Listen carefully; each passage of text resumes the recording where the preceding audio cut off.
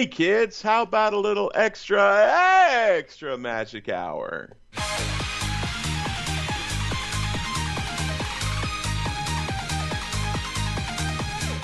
Ladies and gentlemen, boys and girls, welcome to the Extra Magic Hour podcast with your hosts, Tony Casanova and Parkhopper John.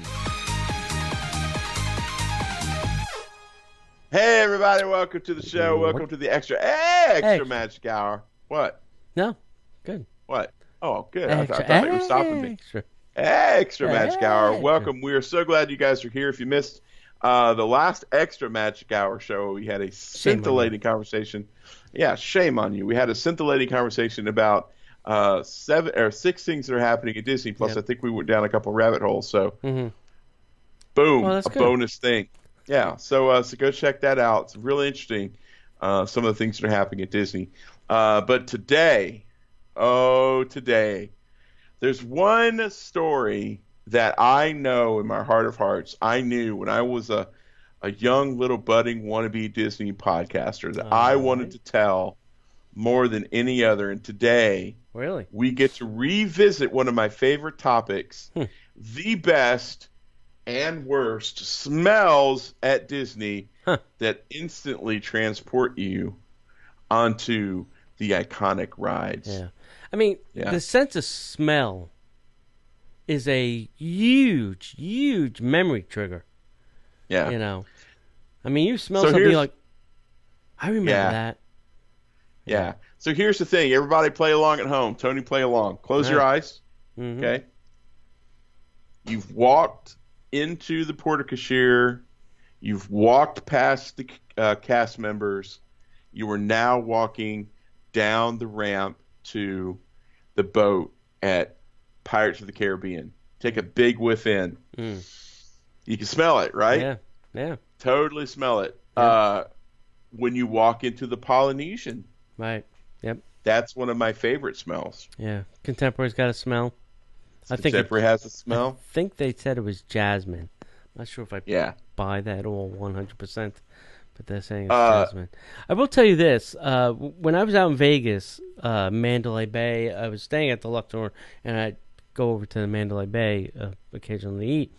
I asked over the Mandalay, I said, what the hell is the smell? I mean, it definitely smells different than the Luxor, because the Luxor had, like, you were in a pyramid, so it smelled like a dusty, musty smell.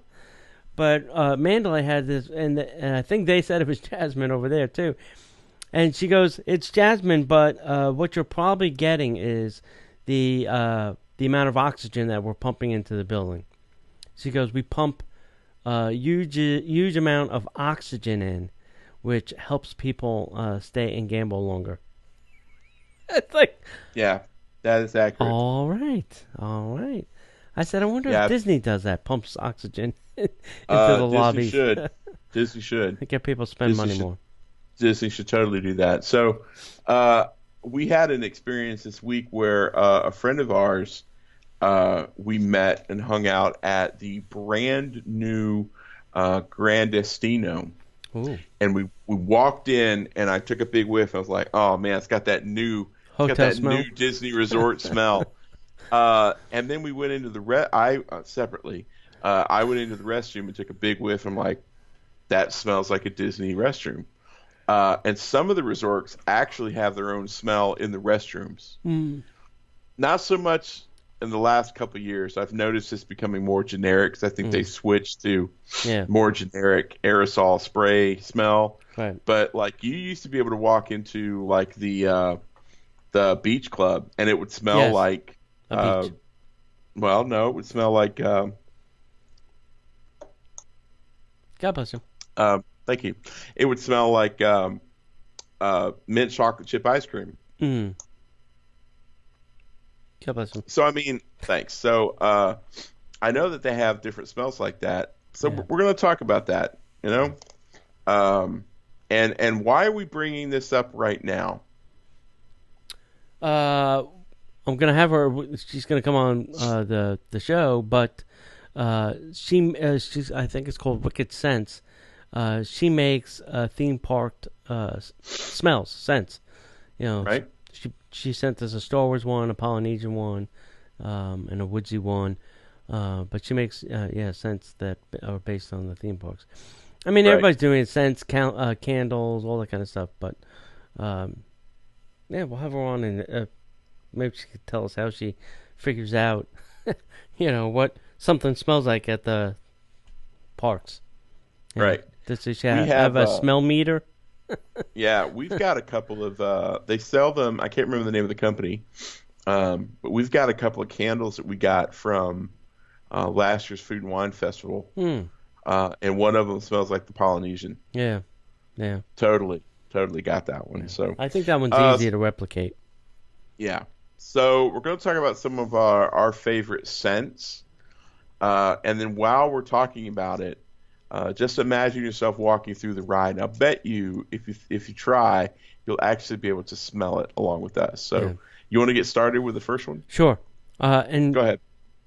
Tell us, which ones you all like too, because what's your top scent at Disney? Love to know. What that and your bottom scent. Yeah. What's number one? Is it urinal cakes? Those things taste awful. All right, they don't taste like cake at all. Yeah, exactly. The first up is obviously Soarin', as a scent factory over there. And they have a couple different scents. These are the new ones. So if you're missing the old ones, sorry. But this is rain-covered evergreens. And I like the smell of evergreens. I have, at Christmas time, Yankee Candle does one that smells like a Christmas tree. And I typically buy that and burn the hell out of it because I love that smell. Might have been from me camping as a Boy Scout. I like that smell. Anyway, the next one is orange zest. That's a nice smell. And then you have the salty waves. Yeah, buddy. Yeah. Yeah, we walked into a store this week and they already had a lot of their Christmas trees up. Yeah. Because it was a home store and they were burning those candles. And I didn't even see the Christmas trees. And I went, "Where's the Christmas trees?" Yeah. And sure enough, they were there. Yeah. So I feel you on that. Have you ever taken the Soarin' backstage tour? I have not, but I've heard about it. Yeah. So they have these pellets that go into, I guess, this machine that kind of melts them down and blows the smell out. And obviously it's behind the screen and they're blowing it at you. But yeah, so when we did the tour, they were giving us, gave us not a handful, but a bunch of the pellets and said, "Here, smell that. What does it smell like?" So like, "Oh, Christmas trees or whatever." So yeah, but if you can, take the tour. I think they offer it now in the mornings. Oh, I'd love to do that. Yeah. That'd be great. I think I'd love every minute of that. or something like that. It's pretty cheap. That's cool. Yep. Next up is one that we've already talked about, which is the Pirates of the Caribbean. So Pirate Waters.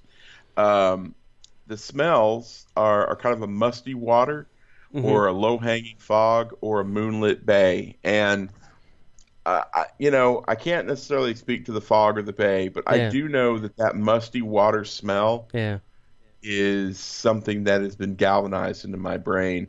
The smells of the Pirates of the Caribbean are truly special to Disney fans. It sets the tone. It lets you know where you are. Floating along the gently churning channel carved through the ancient grottos, sailing directly in the midst of a fog-enshrouded pirate battle, or a cannon fire explodes, which they're really doing themselves a disservice by not pumping a little bit of the gunpowder smell. Yeah. That'd be kind of cool. Yep.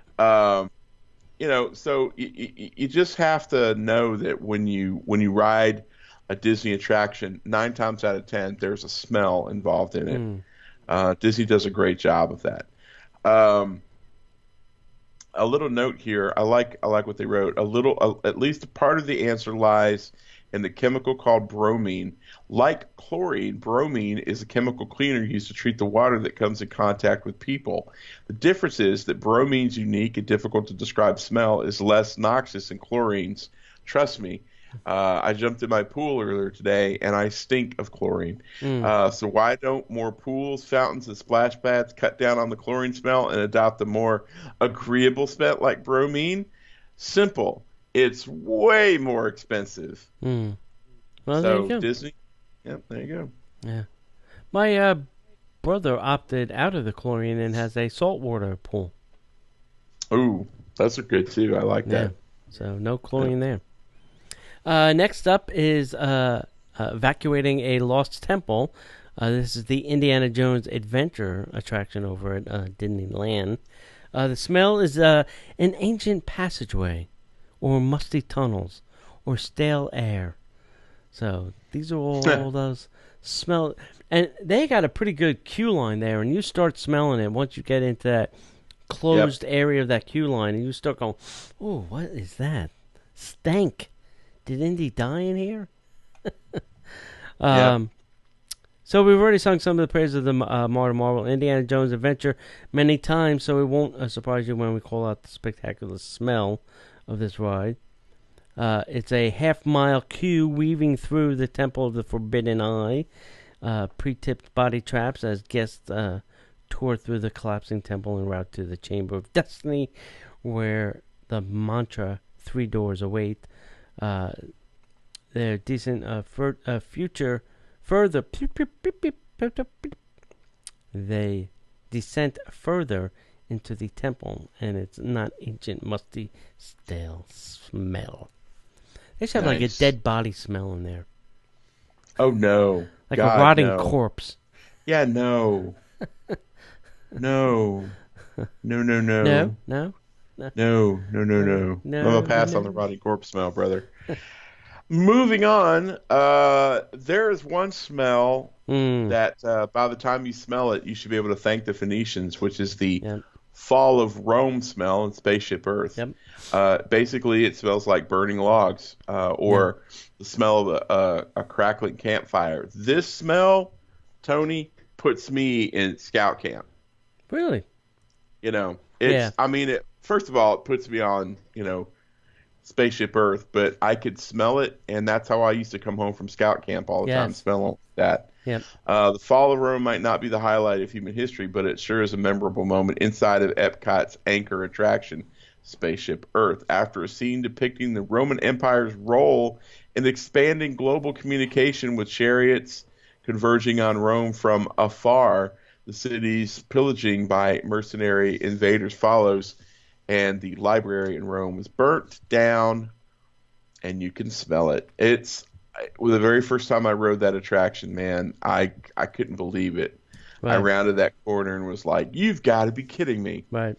It was awesome. Yeah, it does have a. I don't know if that's the only smell in there. I always feel like there's other stuff in there that maybe. Yeah, I know that was my prevalent. Imagination going crazy. Next is Getting Skunked, and this is over a Journey into Imagination with Figment. The smell is garbage and burnt coffee. I don't ever know if I remember this smell. For the skunk? Yeah. It's the scene where they roll they pull the roulette wheels. Oh. And it farts that skunk smell on you. Oh, it's the worst. I hate that. I always remember the one in the Animal Kingdom, the a stink bug. Yeah, well, there's that too. Right. There's no ride on Earth with a story as captivating as Epcot's Dark Ride Through Imagination. Originally, the Lost Legend Journey into Imagination took guests on a soaring trip through the lands of literature, theater, art, science, with an enigmatic Dreamfinder and his purple dragon Figment. One of the most iconic and beloved and missed attractions ever.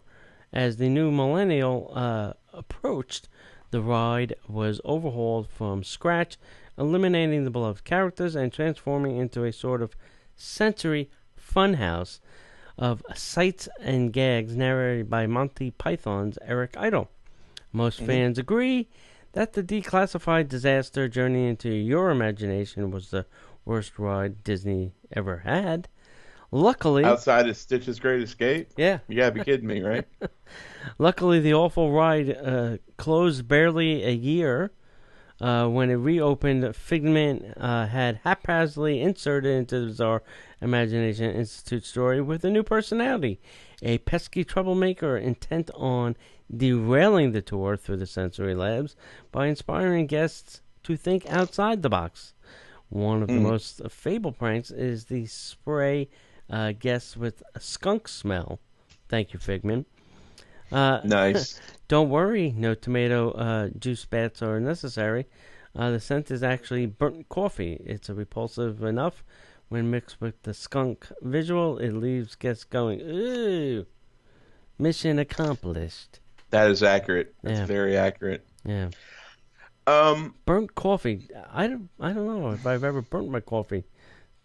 No, it's probably during the roasting, because trust me, I've been in Ybor City when they burnt a load of coffee, and it's not good. Oh, okay. Yeah, it's not good. It smells like skunk? No, I didn't get the skunk smell. Oh. Harley will tell you. Oh, man. I'm going to, after we get done with this, I'm going to go put them in their cage. So that'll keep them quiet a little bit. One of the, I've not smelled, hang on one second. Jeez, loudmouth children.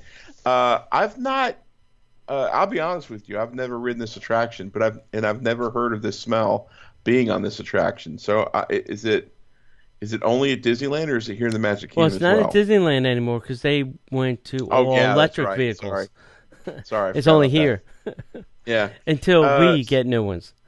Right. So driving the road of tomorrow in the Autopia attraction or the Tomorrowland Speedway, you get the smell of gasoline. Oh, yeah. But who has the smell of gasoline? Mm-hmm. When Disneyland opened in 1955, the Interstate Highway Act had not yet been signed. That's what made Autopia a perfect fit for Tomorrowland, giving guests of all ages a glimpse into what the wonders of the multi-lane interstate highway system would bring. Though highways were no longer futuristic by Magic Kingdom's 1971 opening, a simpler version of the ride was exported to Florida as the Tomorrowland Speedway. In fact, similar car rides become staples of Tomorrowland's opening in Japan, removed, Hong Kong, also removed, and even Paris's 1890s themed Discoveryland, which I'm not sure if it's there or not. I can't remember. Yeah. Still, the most iconic thing about Disney's car ride today, the sputtering, rumbling engines that emit one heck of a smell, and that's pure gasoline, folks. Mm-hmm. The cars feature rear-mounted engines that are air-cooled 4-stroke, 270cc, single-cylinder, rated at 8.5 horsepower engines that would otherwise be used for pressure washers or wood chippers. Huh. Fans have criticized the ride's placement in Tomorrowland, especially given that Disney's never switched the cars over to electric, which Hong Kong's Autopia was actually switched over before it closed. In any case, those gas-guzzling, mean old, cars bellow the smell of spilled gasoline and exhaust throughout their course, even earning cast members stationed there hazard pay for the exposure. Thanks, Disney, giving us cancer even at the Magic Kingdom. All right, so I worked in a gas station pumping gas when I was in high school. And I would say probably about after 15, 20 minutes, you can't smell crap. Nothing. Your sense of smell completely goes away. The gas kills everything in your nose, and it is dead to you. You try to eat your lunch, and you're going, what the hell? I can't taste anything. Yeah, exactly. And you're high. You're huffing paint fumes. You're huffing fumes. Yeah. The other place I worked that screwed with my nose was I worked in a fish market. So I will tell you this. Things I learned from working crazy places during high school. So I used to have to, on Saturday mornings, drive the truck to the fish market in New York, Yonkers Fish Market. So the truck only gets driven to the market in the morning and literally sits in the baking sun all day with fish guts and stuff in it. Why would you do that? Because I had to. So let me tell you what it's like getting in a truck that has all fish stuff in it, that's been baking in the sun all night, all day, when you have a hangover. Oh, brutal, man. Let me tell you, driving with the two windows open was not enough. I mean, I'm like, oh God, it was horrible, horrible. And that is another place too. After about 10, 15 minutes, you smell nothing. I can only imagine how horrible that must be. But when you get home, the smell like comes back. You're like, oh, what the hell is that stink? Oh, it's me. And into the shower with all lemon stuff, trying to get. Oh, what's that smell? Oh, it's me. Yeah, the stink said no Brazilian tourist ever. Yeah, exactly. So those are my two stink stories: gas and fish. And some days I had to do both. I have a stink story, but it's not all that bad. I used to do these. I used to work for an audiovisual company. I used to have to set up this 40 by 40 backyard scene in downtown Tampa. And I used to drive the truck there, and I used to drive the truck home. The truck did have air conditioning, but it wasn't really great air conditioning. So you'd be hot and sweaty and nasty when you got there in the afternoon and you set it up.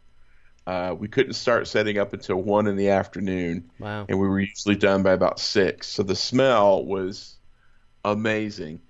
And then you would have to go there Saturday. It was Sunday morning at like 1 a.m.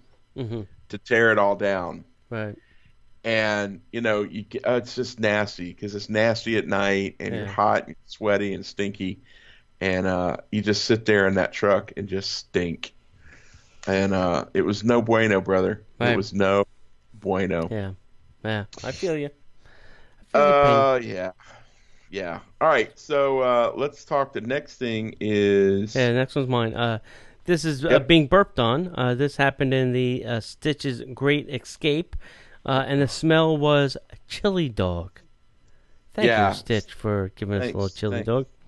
Thanks, so back in the 1990s, Disney's Imagineers were tasked with bringing Magic Kingdom's Tomorrowland out of the 70s and into the present. And how'd they do that? With a Stitch. Their solution was to transform their retro sleek land into an industrial silver city of a comic book colors. And they've really gone overboard now. And characters inspired by the 1930s pulp sci-fi comics, the land inhabitants were all original stories and all interconnected. How was the Carousel of Progress? It just threw me off.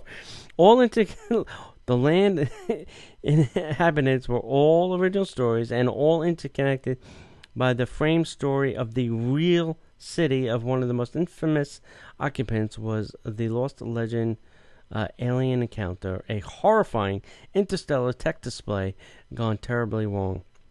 Reusing the theater in the round seating of the former show and equipping it with each seat with special effects filled shoulder restraints, and I love that. I love that whole thing. The alien encounter set massive insectoid alien loose in the crowd in the Magic Kingdom's only PG-13 experience. I liked the whole alien encounter thing. I did not like the Stitch thing. It was the same thing, but I don't know why. It didn't have the same wow factor for me. Well, I think that there's a lot to be said for realizing that someone's just kind of taking the same thing that you're used to and just dumbing it down and then making you eat it again. Yeah, I did not like the Alien Terrestrial. Oh, really? And I wasn't really a big fan of the Stitch's Great Escape, even though I love Stitch. I just didn't think that it was a great experience. There's so many other things you could do with Stitch, and that was not one of them. And I didn't like being burped on. Yeah. That was my least favorite smell. I hated that attraction when it was the alien thing because it was in the dark. I was a big fan of Ridley Scott's Alien film. I was just waiting for the thing to open up and then that other mouth to come out and go right in the face. Not a fan. Yeah. Let's talk about the one smell that everybody, I think, who's a Disney fan could love and resonates with, and that is the popcorn. Oh yeah. Who doesn't love warm, buttery, freshly popped popcorn? And if you ask just about anyone who stepped a little too close to the concession stand in the movie theater lobby, there's nothing that makes you want popcorn more than smelling popcorn. And Disney is really on to it. Though it's one of the worst kept secrets of Disney parks, we would be remiss if we didn't note that Disney famously has artificial popcorn smell that they emit from its Main Street popcorn stands and far beyond. Which is basically like a Pied Piper for popcorn freaks. Mm-hmm. And if popcorn isn't all, vanilla and peppermint are also known to be used in key places at times in the parks. So as you're going through the parks, especially Main Street USA, definitely keep your nose open because there's a ton of amazing smells. Yeah. Yeah. Well, they pipe smell out of the candy store, and they pipe smell out of the bakery. So Main Street is a sensory overload. And you can't smell ice cream, but you know it's there. And then across the street, it's not that they pipe that hot dog smell out, but you walk past it and you can smell hot dogs. Oh, yes, you can, brother. Yes, you can. So there's not a lot of piping going out of that building, but you know they're there and you can smell them. Yeah. Yeah. I think I don't know. I think Japan is a bigger popcorn place than we are, and I'd like to see if they do any piping of the smell like we do. I wonder if there's laws against that. Exactly. Next up is Avatar: Flight of Passage. I haven't been on it, so I can't tell you what it smells like, but the smell there is distant oceans and moons. So. I don't know what a distant ocean nor a moon smells like, so I'm going to have to take her. Does it smell like cheese? Depends on the moon. Yeah. There are some moons that you don't want to get close to. And then there's others that, are really bad. The rise of the screens at the theme parks, but by most any measure, Flight of Passage in the Animal Kingdom, the world of Avatar, must rank among the best on the earth, capturing the thrill of free flight on the back of a Pandorian banshee. The trip is sensational, electrifying, and even spiritual. In that way, it's easy to see Flight of Passage combines all of Disney's learned from its simulator predecessors, including the use of smell. So on the journey, you will overcome by the mist of Pandora's oceans and a supernatural sort of salty, minty smell, in otherworldly sense of the Pandora's bioluminescent plant life and rich soil. As in Soarin's, these smells are subtle enough to simply feel like the obvious element of the experience you're in the midst of. It's part of what gives this simulator something visceral and multisensual and real to the ground experience. So. Well, there's one smell that I've smelled there that I've also smelled at the Tower of Terror, and they're very similar smells. The smell of fear? Nope. The smell of what happens when you get sick. Yes. Because I've heard a lot of people do get sick on that attraction, and I know for a fact that people get sick on Tower of Terror. Yes. But and I won't go into it, but that smell is the worst smell at Disney in the heat. That's the worst smell at Disney. Yeah. There's other things too, like at the train station, the smell of the train, the oil and the grease of the wheels and things like that. That has a smell, like I always know when I start walking up the platform, I can smell the train if it's there or not. Yep. What else is there? I'm trying to think. Who else has got smells? Haunted Mansion is one of my favorite smells. Yeah, Haunted Mansion's got a good smell. That's true. Some of the resorts have great smells. I mean, we talked about the Polynesian, but Wilderness Lodge has a great smell. Mm-hmm. Grand Floridian has one. Yep. Yep. I've already mentioned the Grand Destino. Mm-hmm. There's so many great places that you can go to at Disney that just have a nice smell to it. That's different than when you walk into like a higher end resort. Like when you walk into the Lake Buena Vista or the Walt Disney World Swan or Dolphin, they have a smell too, but it's not the same. Boardwalk has a good smell too. Yeah. You could really smell it when you're walking in that walkway right above the stairs that go down to the boardwalk. Yeah. When you're walking from the lobby to the bar. I want to say it smells like cookies to me. Smells like something sweet. Yeah. Yeah. So, all right. Anything else you want to add? No, I think that's it. All right. Well, guys, what is your top smell and what is your bottom smell at Disney? We would love to know. Leave us a comment. Thank you so much for being Patreons. We appreciate you being here. A lot of you are our patrons at the $5 level, and we appreciate that. We would also encourage you to maybe think about going up to the next level up. We've got some better rewards that we would like to share with you if you want to do that too, and that helps us. The support that you guys give allow us to do some really cool things. Periodically, we get to do things with you guys when you guys come down. That would be super helpful. We're about to go into the live show. If you're not doing anything on Monday nights, at 8 p.m. Eastern Time, come hang with us over at Facebook. And if not, we've got the link worked out on YouTube. You can come watch us over on YouTube for the Patreon stuff. We'll put that link here on the Patreon page. And then you can also see the show, the live show there as well. Other than that, my friends, if we don't see you online, we will see you in the parks.